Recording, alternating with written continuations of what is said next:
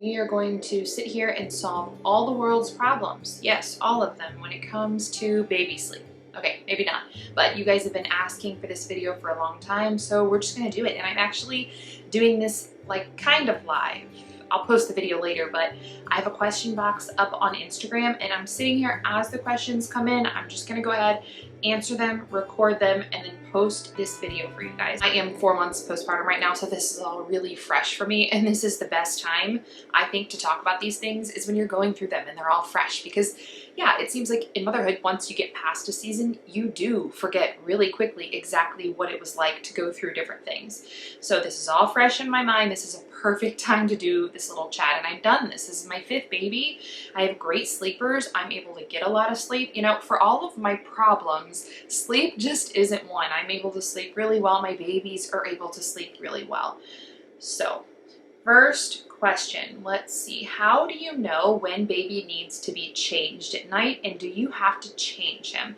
So let's start off talking about, from newborn on, our sleep arrangements. So I do bed share. There's a difference between co-sleeping and bed sharing, depending, I guess, when you're getting technical about it. Co-sleeping just means that you're sleeping in the same room with your baby. So that could mean that the baby's sleeping in bed with you. It could also mean that you have like a little bassinet or a crib just in the same room, but you're still sleeping in a separate bed. But either way, co-sleeping allows you to be responsive to the baby, which is so important. I forget the exact statistic, but it drastically reduces the risk of sudden infant death syndrome just having the baby in the room with you or in the bed with you when you're practicing safe bed sharing. Now, bed sharing means specifically like the baby's right there in bed with you. And if you're going to bed share, which is the biological norm across the world for all of history, this is what people have been doing, like all of history. If you're going to do that, then you do need to be safe about it, which we'll talk about safety in a little bit. But yeah, back to this first question. So I just wanted to set the scene because when I have babies, I'm bed sharing. Like from day one, they're in bed with me. They start the night in bed with me and they sleep in bed with me all night. It's not until a little bit later down the road that I bring the little, like I actually just got this mini crib. So before I had a cradle, but it's not until a little bit later down the road that I have another bed for them in my room. So when they're brand new, they start the night with me. And how do I know that the baby needs to be changed? Well, in my mind, like a baby only has a few different needs, a few things they could need. Like number one, they just need their mom, they need closeness. And that is the number one need, and it's the need that gets overlooked so often. I think there were, Russian orphan, you guys might recognize this story, like Russian orphanages for the longest time, they didn't want the babies to get attached to the caregivers because they were hoping these babies would be adopted. So they didn't show the babies any affection or physical touch, but they were still feeding them. So ever so often they would come and they would feed the babies. Well, the babies actually were dying. Not all of them, but a lot of the babies died from lack of physical touch, lack of closeness to a human being, a caregiver. And obviously that should be the mother, but they just need to be close to somebody. They need to be held. That's like the number one need of babies. I am just going to take a quick break to tell you about the sponsor of this video. Sleep is our theme of the day, so this is the perfect time for me to give you an update on our organic Birch Living mattresses. We got our Birch Living mattresses when the baby was born, like right after the baby was born. So it's been about 4 months since we've had them, and I am still loving them. Our old mattresses were actually really comfortable, but they were not natural, not even close to organic. And this is something that's really important to me, is good quality sleep, especially since I've been in the process of just trying to heal all of my autoimmune stuff and my gut. The value of rest just can't be overstated. We spend over 1/3 of our life sleeping, and getting quality sleep is great, but if you're laying there like breathing in toxic fumes and VOCs and flame retardants, that is not great, and that can have a negative impact on the microbiome and on our health overall. And most mattresses actually contain fiberglass, and that is what they have for flame retardant, but it's so toxic. That is not something that we should be laying on and breathing in. What I love about Birch mattresses is that they use 100% organic wool, which makes them flame resistant and also really helps with temperature control, which you will know this if you cloth diaper and if you use wool covers or if you're a wool fan. skin. Wool is so great for regulating body temperature. So, you know, my husband is a really hot sleeper. He hates having blankets on, and I'm a cold sleeper. Like, I like to have my sheet in my big blanket, and we're both so comfortable with our Birch mattresses. So whether you're a hot sleeper or a cold sleeper, you're going to love Birch Living. I don't know about you all, but when I'm gonna make a big purchase, the first thing I do is research the actual like brand and the item, but the next thing that I do is I read the reviews. Like, I wanna see what people are actually saying about this item before I buy it. And Birch Living just has the best reviews. Over 93% of customers say that they would recommend Birch Living mattresses to a friend. 87% say that their Birch mattress has increased their quality of sleep. And over 75% say that they have had a reduction in chronic pain and they're just feeling better, sleeping better all around. Birch Living mattresses are GOTS certified organic. They are also green gold certified, so you know that the claims they are making are actually third-party verified, and you get a 100-night sleep trial when you get your Birch Living mattress plus a 25-year warranty. So this mattress is made to last. Right now, Birch Living has their Labor Day sale going on, so you can save 25% on the Birch Living mattress of your choice, plus get 2 free EcoRest pillows when you shop using my link, birchliving.com/Hopewell Heights. This is a limited time offer. It's going on now from the 16th through the end of August. So if you've had a Birch Living mattress on your wish list, now is a great time to make your move. I know you are going to love Birch Living as much as we do. So I always know that in my mind, that number one need is the baby needs me. As the mother, they need to be close to regulate their vital signs. Dr. James McKenna, and any resource I mention in this video, I'll link for you guys in the description below the video. But Dr. James McKenna has a book called How to Sleep with Your Baby or something like that. He runs the sleep lab at Notre Dame University, and they actually observe mothers and babies sleeping, and they hook them up and monitor their vital signs while they're sleeping and just look for patterns and see, you know, like, is this a risk that mothers and babies are sleeping together? How do babies respond when they're sleeping next to their mothers? How do the mothers behave when they're sleeping with their babies? And how do they behave when they're sleeping apart? And they have found that babies' vital signs are much more stable when they're sleeping with their mother. So the closer they are to their mother, the more stable their vital signs and the less of a risk, like I mentioned earlier, for them to die from sudden infant death syndrome. So that's just, yeah, number one, they need to be close to their mother. Number two is they need to eat. Obviously they need to eat, they need to nurse. So that's gonna be my number two. Like, I always have my babies close to me, but if they're fussy and they're close to me, well, then they'll probably want to nurse, or they want to latch onto the breast. Sometimes latching onto the breast is because they're hungry, they want to nurse. Sometimes it's just so they can stimulate you to make more milk. Sometimes it's for comfort. Sometimes it's because they're gassy and they're trying to work that gas out. And jaw motion, this is true for human beings of all ages, that jaw movement called mastication, which is a fancy word for like chewing, or in the infant it's that jaw motion with like sucking when latched onto the breast. Mastication stimulates defecation, which means pooping, okay? So chewing stimulates pooping. When you sit down and eat, not too long after, your bowels should start moving, and you should have to have a bowel movement like at least once a day if you're a big person. But a baby, they go a lot. So if they are gassy and they need to just work out some gas or poop, they might want to latch onto the breast. So that's the second thing I think about, is they just want to latch on. Well, what if they don't want to latch on and they're fussy and I'm holding them and I'm doing all the things? Well, then they probably need to be changed, or they need to go to the bathroom. And this is a good time to talk about elimination communication. So it's a common misconception that babies just have no bowel or bladder control. They do. They are born with bowel and bladder control. They're born with an awareness of when they need to pee and poop. I kid you not. I didn't totally realize this until I had my fourth.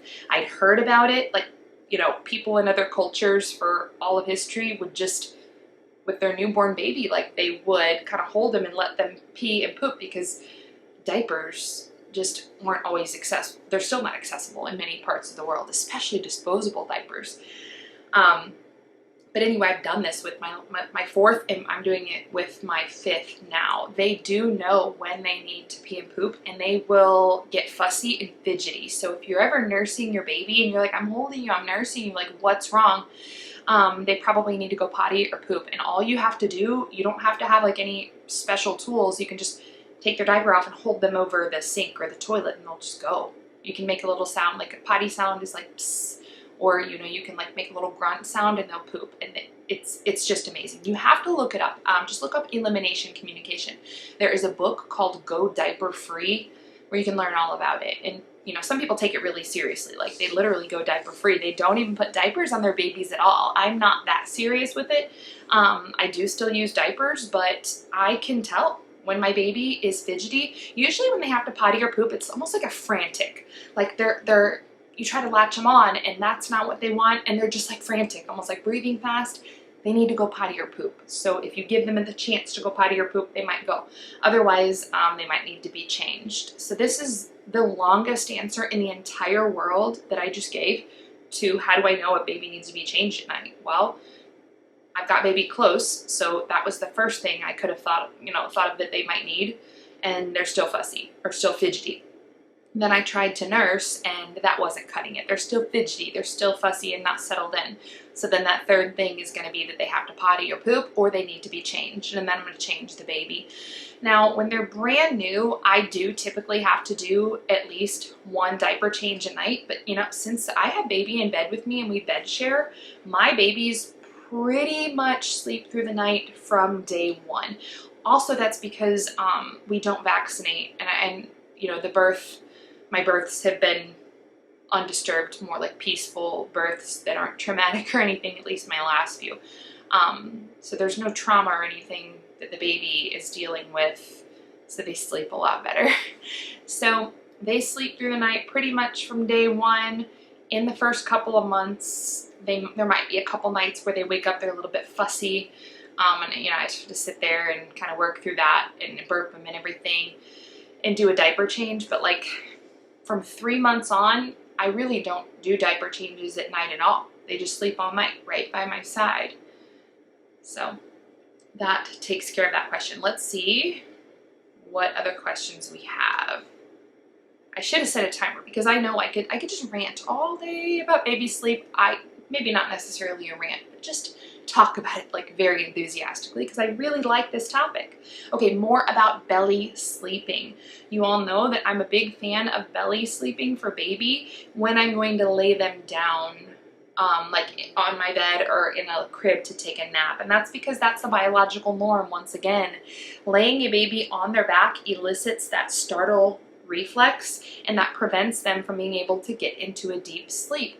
Also, babies who are laid on their back for long periods of time habitually, you have the risk for the flat head, which plagiocephaly, and then they're going to have to wear a helmet if you catch it in time. It's a whole thing. It's just not a biological norm to lay a baby on their back, and nature tells us this because what happens when you lay a baby down on their back? They startle and they cry.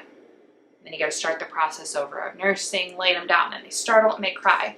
You know, it just breaks my heart when I see these like moms crying on Instagram and YouTube and all that, and they're showing footage of them trying to get their baby to sleep, but they're putting the baby on the back and the baby just startles and keeps waking up. It's like, lay that baby on their belly. But another thing is, don't swaddle. So a lot of people's solution, to preventing that startle reflex with back sleeping is to swaddle their baby really tight. Don't do that because they actually need that moro startle reflex. That's, part of their, growth and development. So when they can't elicit that and they're on their back, then you also increase your risk for like an adverse sleep event. Now, obviously you don't want to lay a baby on their belly face down in like a huge pile of like quilted comforters or something where they sink down in it. Like, once again, nature, common sense, observing with your eyes will tell you don't do that. Like, they need to be able to breathe. Just a nice, flat, comfy surface. will do. Just lay your baby down on their belly. They will breathe. They will pick their head up and turn their head to breathe. This has been observed. I've linked it in a previous video, like an observational study where they looked at babies who were belly sleeping, and the babies who belly slept actually had a lot better head control. And, you know, when they needed to lift their head and adjust and maybe roll a little bit or turn their head over, then they did that and they were just fine. Okay, I got a couple comments that say, just tell us everything you know. And that's what I always end up doing. I have to cut myself off. Otherwise I would talk for hours and hours.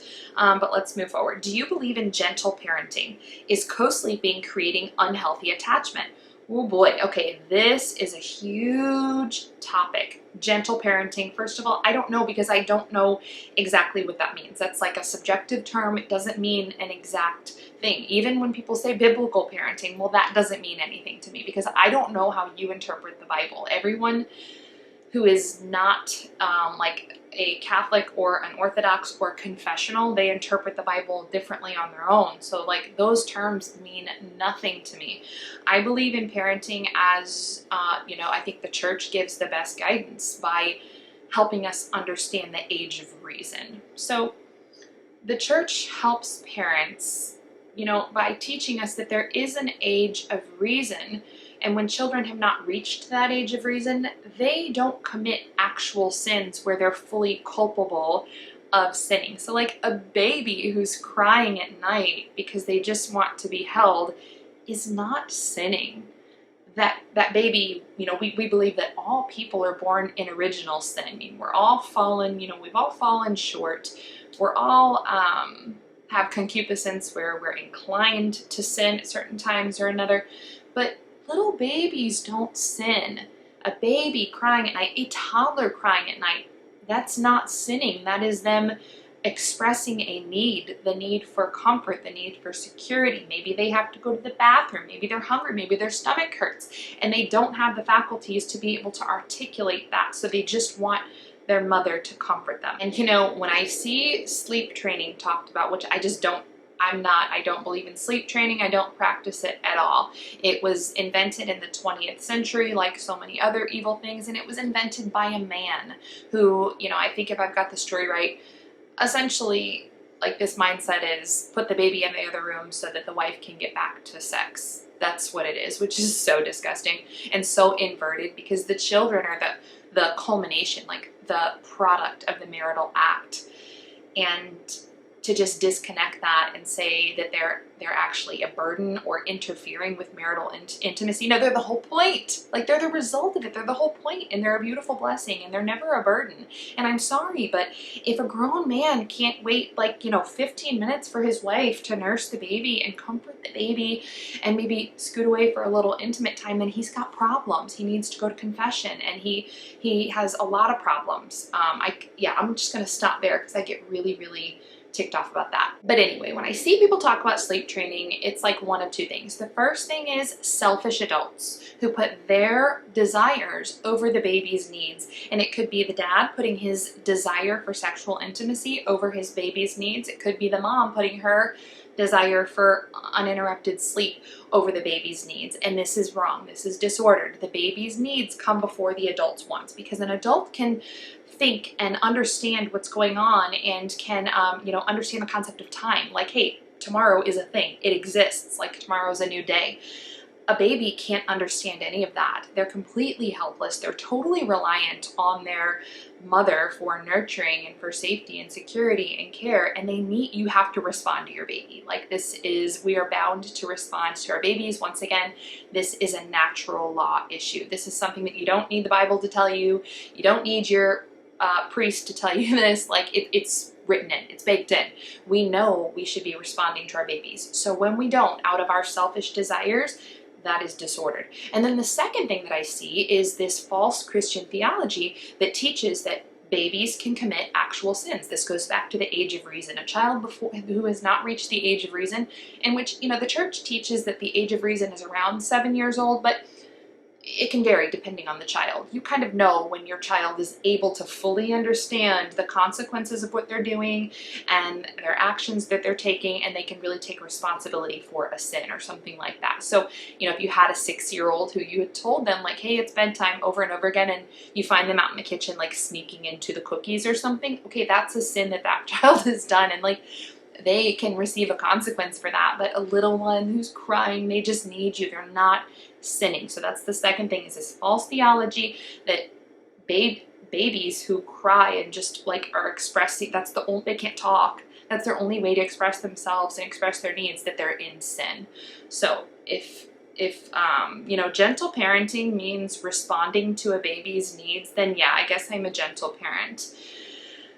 Co-sleeping creating unhealthy attachment? No. In fact, failing to co-sleep is unhealthy, unnatural, and there's probably something really wrong with that mother. You know, when cows have calves and they don't take to the calf, whether it's, you know, not wanting to nurse them, or whether it's just not showing protective behavior over the calf, we call that a bad mother. That cow is a bad mother, and that cow would, you know, you wouldn't even want her in your herd. Well, that's true for all mammals. Like, we should all be very responsive to our offspring, and when a mother's not responsive, something is really, really wrong there. Okay, let's move on. At what point does your baby start sleeping in a different room, and why? So, you know, I don't have exact ages for anything. I can't give you an exact formula, and I think that's part of the problem when it comes to not only baby sleep, but just mothering in general these days, is we're looking for the book or the course or the formula for these exact milestones. And like, you know, we just want our babies to be like little robots, little machines, but they're not. They're human beings. They're all unique, and, you know, they have their own individual personalities and needs. After you have several babies, you'll start to notice patterns, but then, you know, maybe your 6th or 7th might throw you for a loop or something. So it's a little bit different for me, but the general pattern of things with baby sleep with my babies goes like this. When they're born, they sleep with me, like all the time. I don't even lay them down for the first couple of weeks unless I just need to go to the bathroom or something. And then, you know, usually somebody else wants to hold the new baby while I'm going to the bathroom or showering or something like that. They're just with me all the time. We sleep in bed together. I've shown you guys before how I sleep with my babies. I just sleep on my side and just kind of curl them up facing me, and that's how we sleep. We can latch on. They can nurse through the night without me even waking up. I can sleep too, and we're so well rested that way. Then, you know, after they're a few weeks old and I kind of get up and start moving around a little bit and doing some more things, sometimes they will nap in like a soft stretchy wrap on me, just contact naps, or I'll just, you know, sit and nurse them and nap with them. But if they're sleeping really well and I want to get up and do a little something, then I will lay them down.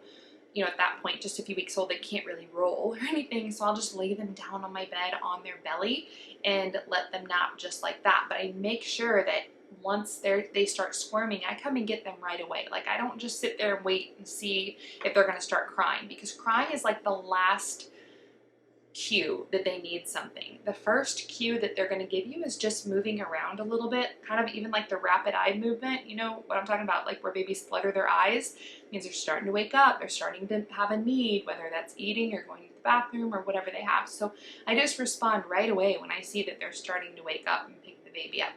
Then I would say around 3 to 4 months is when I feel comfortable laying them down in their own space to start the night.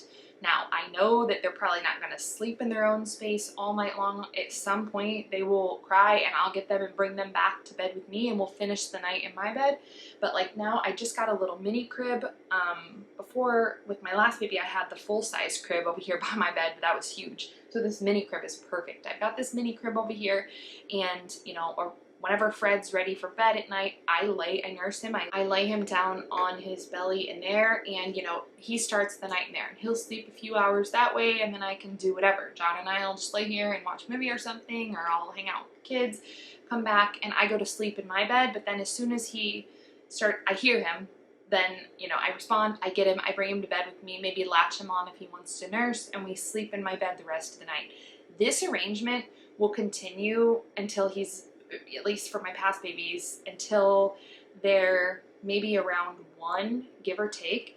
And at that point, I have found that sometimes I do have to night wean, meaning I'm still nursing them to sleep. They're still starting the night in their crib, but I don't nurse. If they like get up and want me, I don't nurse them in the middle of the night. And there's a reason for that. That is because at that point, like around the age of, it's a range, but around the age of 1, give or take, they can start like wanting to play at night to where they're not even really latching on to nurse or for comfort. They're like laughing, maybe like kicking me a little bit or hitting me and just playing around, jumping around, like wanting to play around. And it's like 2 in the morning and I'm like, no, we're not doing this. So I like use my own judgment. If I know that they're teething or they're not feeling good and they legitimately want to nurse at night, I'm gonna nurse them. Otherwise, I night wean a lot of times just around that age.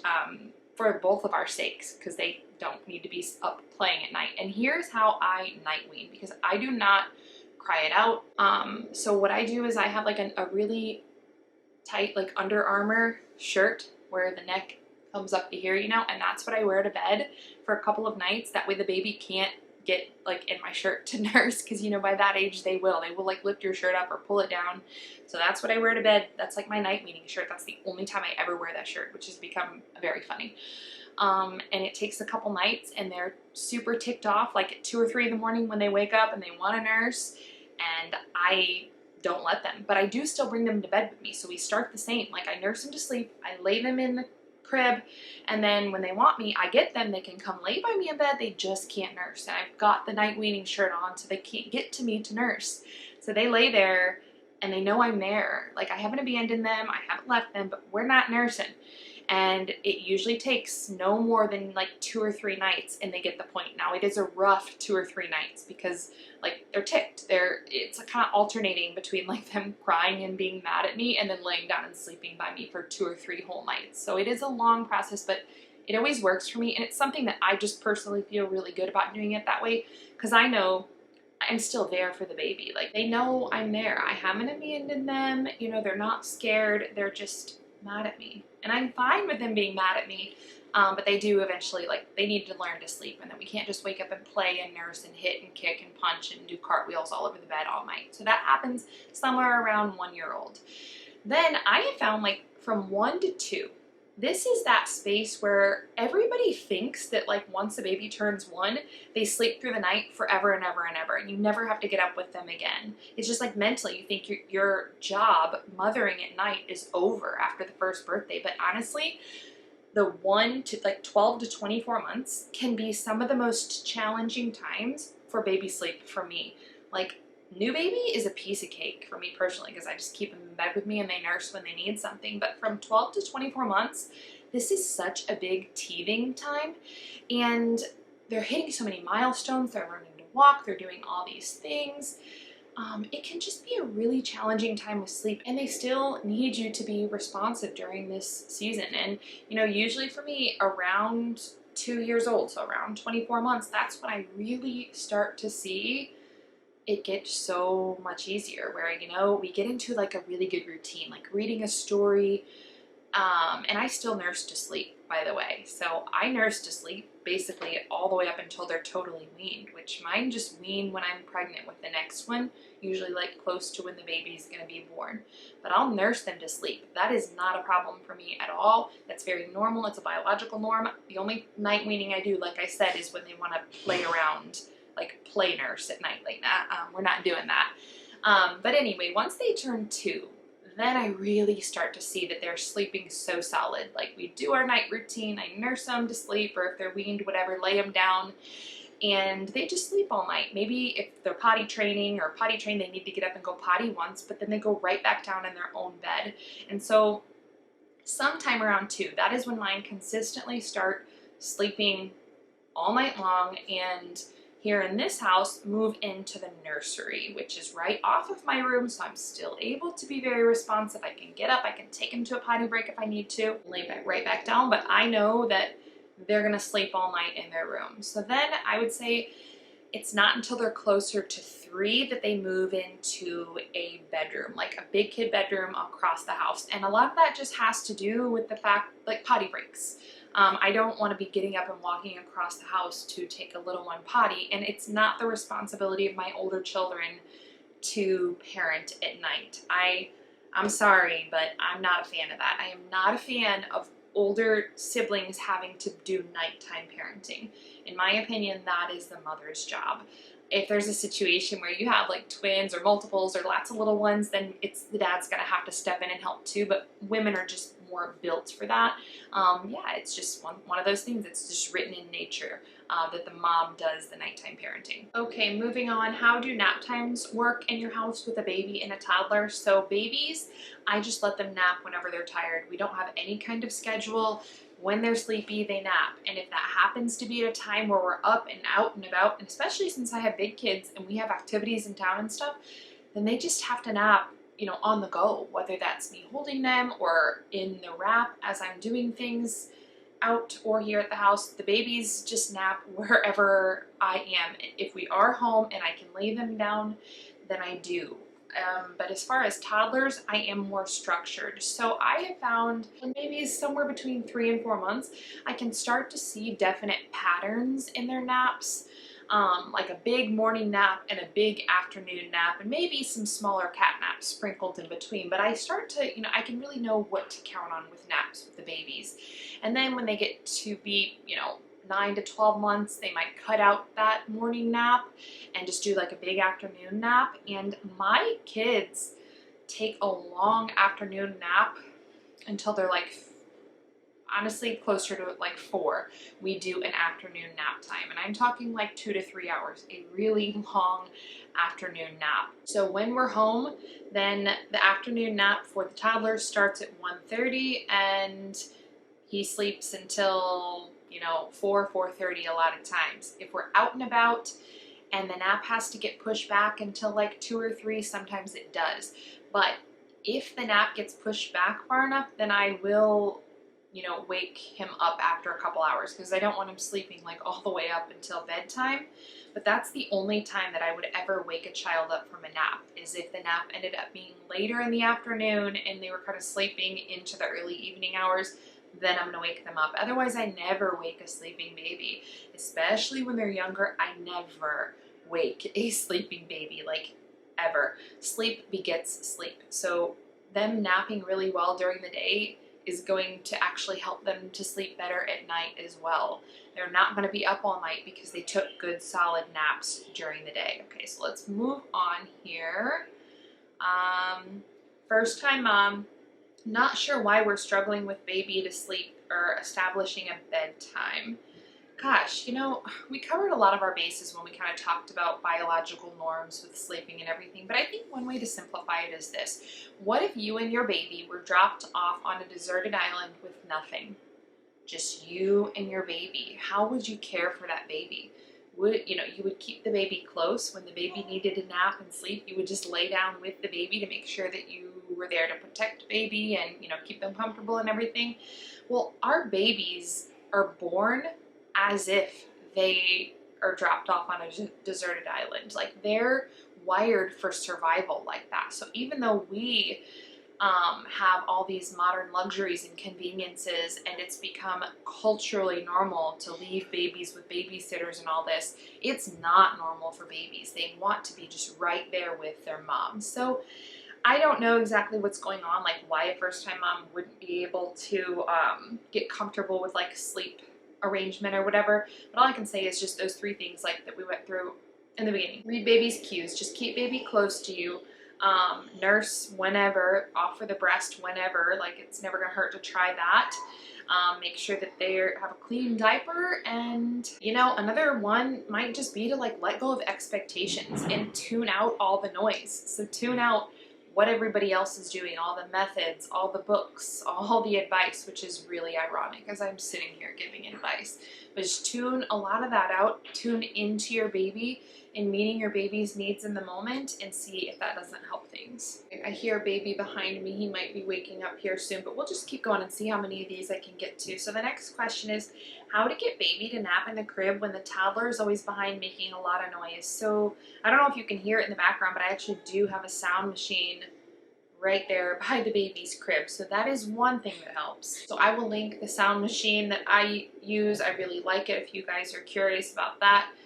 That does help.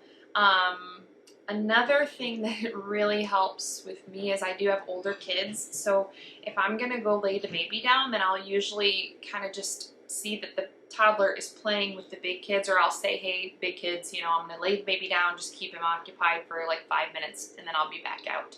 So that's really helpful. But when all of my kids were really little, it was harder. I mean, we had that long afternoon nap that the toddlers would do, but it was still harder. I actually think it's a lot harder in the early years of motherhood when you just have a couple little kids. Maybe you had 2 or 3 or 4 like back to back to back, and you just have little kids.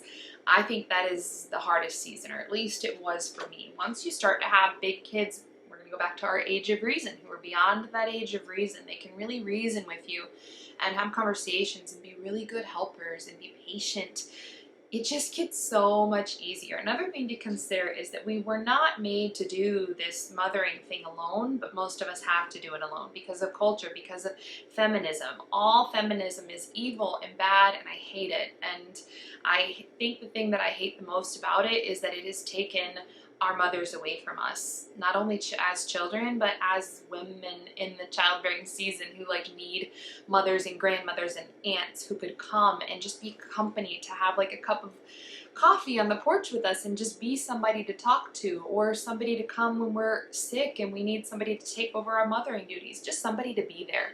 Feminism has taken that from us because it didn't give women the choice to go to the workplace. It basically pushed all women out into the workplace, and you know, all the materialism that needs to die with feminism. Materialism needs to die with feminism. I don't think there's anything wrong with having things if you can afford them, but going out and chasing things that you can't afford, you know, most men and women can't retire ever now. Like, most people don't even know how they're going to retire, but if they do, then it's well past the age, you know, when their children needed them as grandparents. So I just know that, like, you weren't meant to do this alone. If you ever feel alone and like something is wrong, well, something is wrong. You were supposed to have a village of women surrounding you, doing this life with you. And not having that makes it very, very difficult in those early years. But like I said, once you start to get big kids, you know, then they become like your companions and your little friends. Of course, you're their mother, you're their parent, but it's not as lonely. It's not as difficult. All right, let's see what else we have here. Okay, how do you stop nursing a baby to sleep when that's the only way they will fall asleep? I personally don't. I have no problem nursing a baby to sleep. My only problem, and that's, you know, until they're 2 or 3 or beyond or whatever. I've never nursed a baby past 3 just because a new baby has always come. The one time where I had a 6-year age gap, there was no new baby coming, you know, it just kind of worked out. He weaned shortly before he turned 3, but all the way up until he weaned, he night nursed, and I just didn't mind it. You know, I was going to be reading a story or talking and, you know, rubbing their back and doing the bedtime routine anyway. Why not nurse them to sleep if that's how they're, you know, comfortable and that's how they like to fall asleep? There's nothing wrong with that at all. The problem for me, like I said, is just when they want to nurse in the middle of the night and it's keeping everybody from sleeping. They're not actually nursing.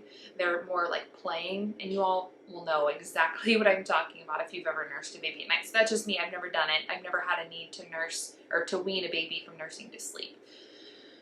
All right, is it damaging to a baby's hearing to use loud, sustained white noise? I don't know, like, it might be. That's a really good question. You know, I don't use it all night by any means, but during the day, if a baby is napping during a time where all the other kids, it's a busy time in the house, then I'll use the white noise machine. But if the baby's like napping during our afternoon quiet time, then I don't need it.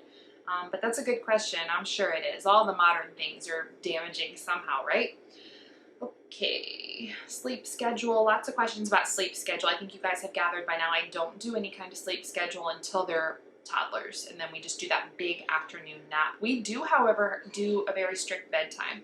That's for many reasons. Children who are older do thrive with structure, and they do need to get their sleep, and plus mom and dad need a little time together in the evening as well. So for us, kind of depends on age. Like toddlers usually go down no later than 8, and then big kids, depends on if it's a school night. If it's a school night, then it's lights out at 8:30. They have a little red light, like a reading light. They can stay up and read in their bed past 8:30, that's fine, but it's lights out at 8:30. On the weekends, we do let our big kids stay up a little bit later. Thoughts on baby sleep therapists? I don't know. You know, if you've had a baby sleep coach or baby sleep therapist who really helped you, that's great. Like I'm not here to say anything bad about that, but I do think that a lot of them are full of it.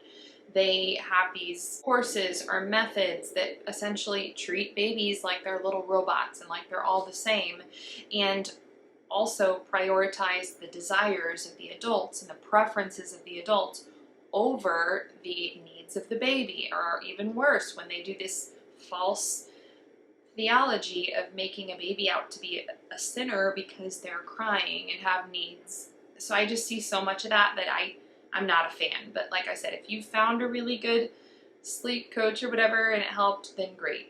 That's awesome. Is it true that self-soothing is actually just the baby dissociating? Well, sometimes it just depends. Is that self-soothing because you just left the baby there to cry? Well, then that's not self-soothing. Yeah, the baby is dissociating, and it's a survival mechanism. We've talked about this before.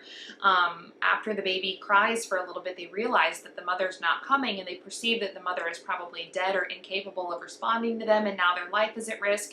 And to protect themselves, the only thing they can do at that point to protect themselves from predators is to be quiet, to neurologically shut down. And so that's what that is. When you do cry it out with a little baby, they're not sleep training, they're not self-soothing. They think that their mother's abandoned them or died, and they're traumatized, and so they dissociate. Yeah, so that's that. However, a baby who's very, attached and well cared for and very secure, sometimes like you'll lay them down and they're happy, they're just looking around, rolling around, and the next thing you know, they are sleeping. So that would be a true self-soothing, that it doesn't involve crying or any kind of distress. And there's nothing wrong with that. That's what we want, right? That our babies are so secure that they feel safe enough to fall asleep. And then that is how children end up sleeping through the night wonderfully. Children shouldn't be having like chronic bedwetting or night terrors or anything like that. That's usually, we can trace that back to some sleep training method that was done. Okay, well, I think I've covered like all of the big topics here. Teething, I talked a little bit about teething and how that can definitely make sleeping rough. What are my teething solutions? Look, I know all the things. I know, people are fans of amber necklaces. Earthly has a great teething tincture and all that. But in my experience, like when my babies are teething, I just haven't found anything that works really well to relieve that pain, and I'm sorry that I can't solve that one for you guys. But once again, I don't think all problems are really true problems or need solutions like that. Like, life's hard, teething isn't fun. If I was getting a tooth, it would probably hurt, and I would be a little just irritated at that. So, I do what I can when a baby's teething. I do have that earthly tincture, and if I think about it, I'll give it to the baby. But I hold the baby, I nurse, we just distract, I'll give them something to chew on. Other than that, I'm just pretty unbothered by it all. And that's how it is with a lot of things, as far as taking care of babies. I try to just be unbothered by a lot of things that aren't actual problems. Like, culture has told us that these things are problems. Our culture's told us, essentially, it just told us that we should be selfish all the time and that everything should be perfect. We should never miss a minute of sleep. We should never be uncomfortable. There should never be any pain in life, but that's just not the reality. Life's not perfect. So accepting that parts of motherhood are going to be a little bit challenging, uncomfortable, and that's true for the baby too. As they grow and go through certain things, they're gonna fall, they're gonna get hurt, they're gonna have teething, and just be there. That's the best thing you can do. Just be there. Them knowing that you're there, that is so important. Like, believe it or not, I just think that's the most powerful thing you can do when your baby's not feeling good or when they're feeling good or whatever's happening, is that you are a constant in their life. You are there. They will always remember, even if it's not, consciously, they will have that secure foundation of knowing that their mother was always there. And so that's my biggest advice on teething. Just be there for your baby. Don't get frustrated. Be patient. Be willing to adjust your day and your expectations. And if they're teething and it's kind of something that threw you off because you thought, man, we were really in a good routine, they were sleeping through the night, now they're up all night, well, they're just not feeling good and they just need a little extra comfort. So maybe you can kind of go back to nursing at night when they're teething, just to get them through that. So yeah, I think that covers teething, and that is all I have time for today. So we are going to wrap it up. I do want to thank Birch Living again for sponsoring this video. This was just the perfect topic today for our sleep talk. So be sure to check out the offer they have for Hopeful Heights subscribers. Click the more button below the video. You can get 25% off on a new Birch Living mattress from now through the end of August. That wraps it up today. I will see you all next week.